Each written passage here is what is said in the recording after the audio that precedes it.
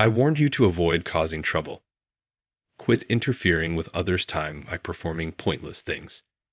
Why don't you start performing your duties in the sales department correctly before you go lecturing people from other departments?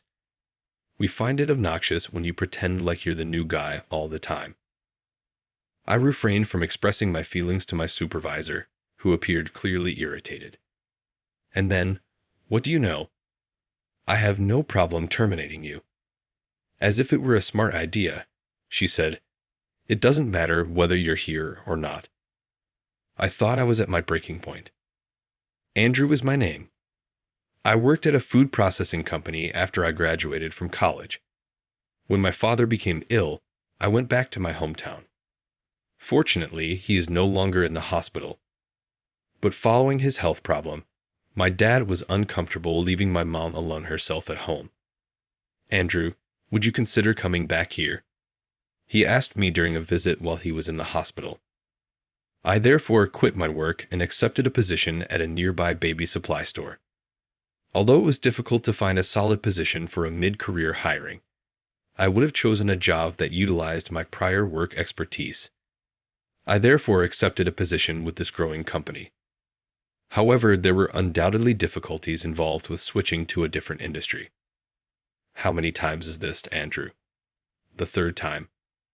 I guess it's the fifth. When are you going to remember?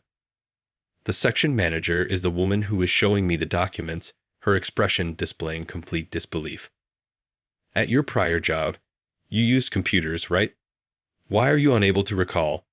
Simply put, the formats are different. No justifications. Go ahead and do it.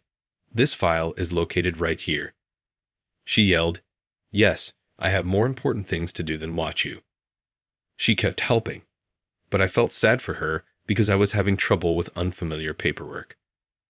I worked in the quality control department on site at my prior employment, so I rarely had to create paperwork and didn't handle many of them. To be honest, I'm clueless when they ask me to prepare a document, even though my college qualification helped me gain a job in sales administration at my current employer. It was suddenly catching up to me after I had been cruising by on templates alone. Man, maybe sales just isn't for me. It let me understand how ideal my previous position was for me. In addition, I had a girlfriend at the time.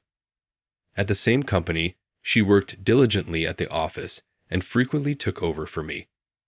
However, I ended up ending our relationship because I lacked the confidence to ask her, a city girl, to come to the country with me.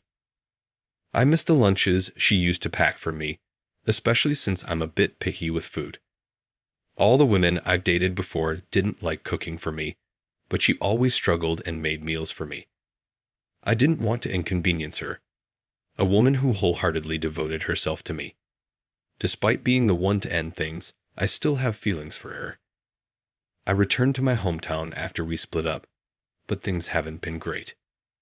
I contemplate quitting my job almost daily, but since I haven't been at this company for long, it might impact my job hunting prospects. So, for now, I'm just observing how things go. It's pretty much an escape from reality.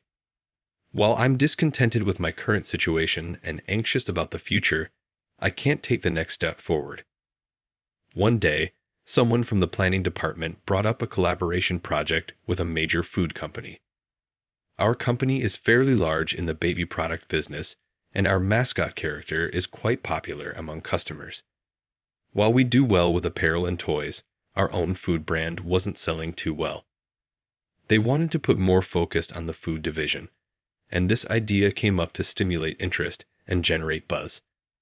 From the looks of my colleagues, it seemed the other company wasn't too enthusiastic about the collaboration. After many meetings, we finally found a company willing to partner with us. A meeting was scheduled at our office with their sales representative and our manager. This is a busy day, so don't cause any problems. No unnecessary questions either. My manager warned me in the morning. After finishing some tasks, I headed to the vending machines. On my way, I bumped into a representative from the other company coming out of the conference room. You're Andrew, right? Don't you remember? We worked together before. Oh, Tony. Jess, I didn't expect to see you here. Did you leave your previous job? Are you now at the food division here? He bombarded me with questions. No, I'm currently in sales, I replied. Oh, Tony mumbled almost to himself. That explains it. That explains it. What's that supposed to mean? I was about to ask him when my cell phone rang.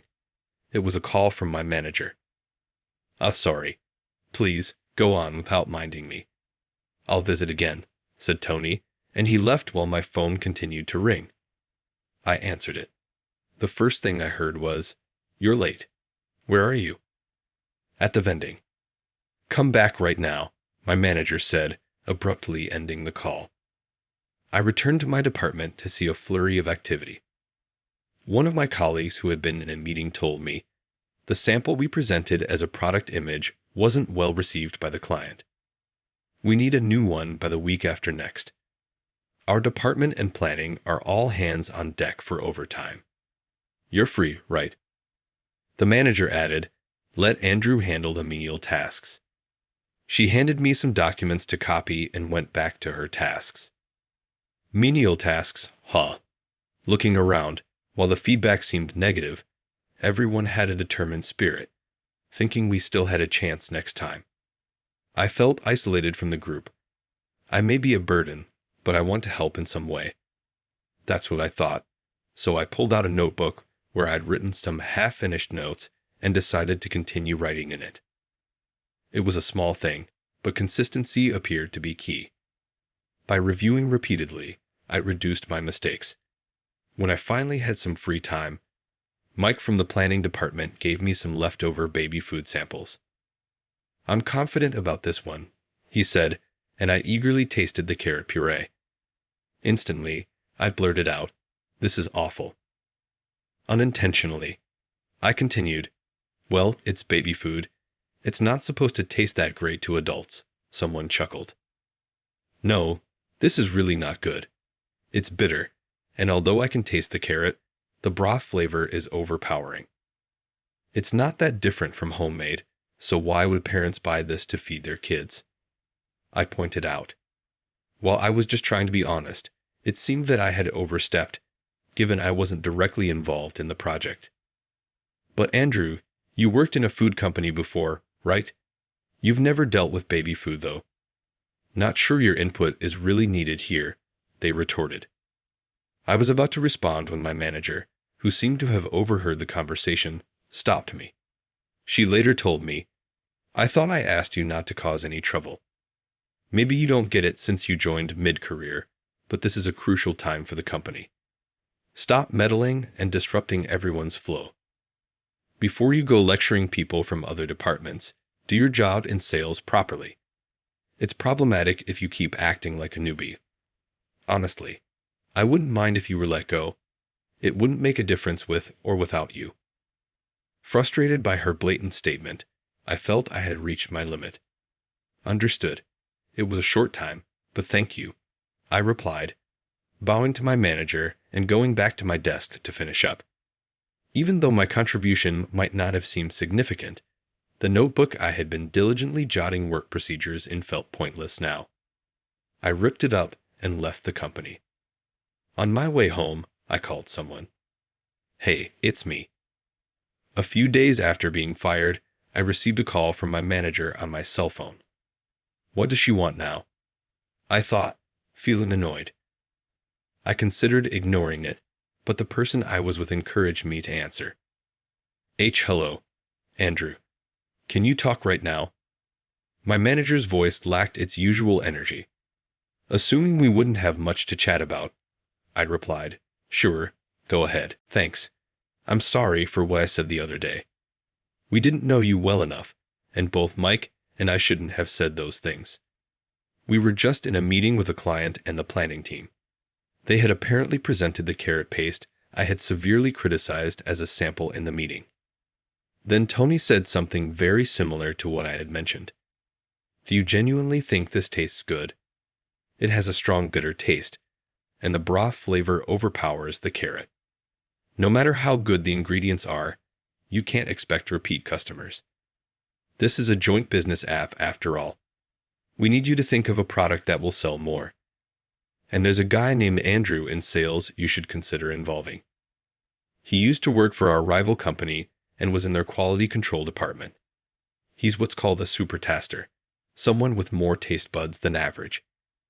He's not only gifted in taste, but can also accurately recall and compare flavors. I strongly suggest involving him in this project. They decided to continue the meeting next time with me in attendance. Apparently, it wasn't the right mood to say, Andrew was just fired a few days ago.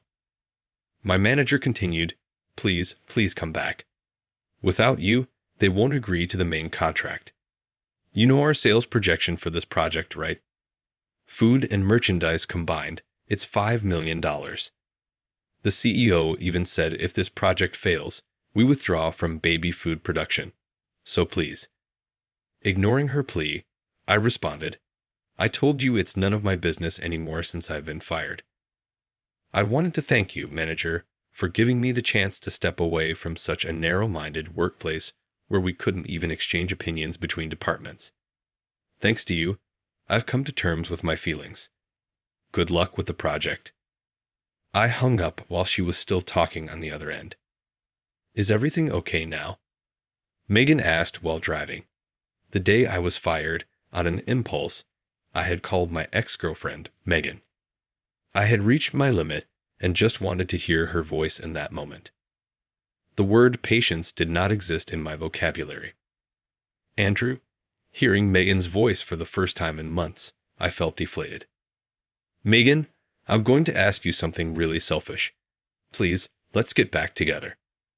After a long silence, she responded, if you let me slap you twice, counting the one from when we broke up, then sure. Thanks to that, my face was swollen today.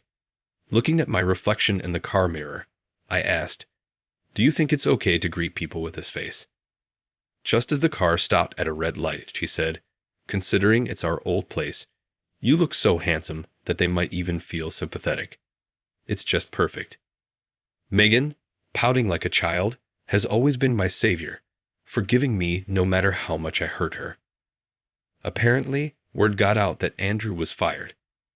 Megan had told my previous company, and the HR manager contacted me right away, asking, would you like to come back? My replacement hadn't been decided yet, and the remaining team was struggling, torn between decisions. My mother said, it's nice to know your dad and you are happy, but it's important to do what you love. I hope you do what you won't regret. With her words, I decided to rejoin. Still, I feel uneasy about living away from my parents, so I think I'll consult with them when buying a house. I need to earn a lot for that. Welcome back. Isn't it too soon? My colleague Ken joked, but I, donning my pristine work uniform, felt it fit perfectly and replied, no, I think I realized it too late. That previous project did end up getting canceled, and the company withdrew from baby food production. Meanwhile, my company ventured into baby food production. I attended the product development meetings as a representative of the quality control department.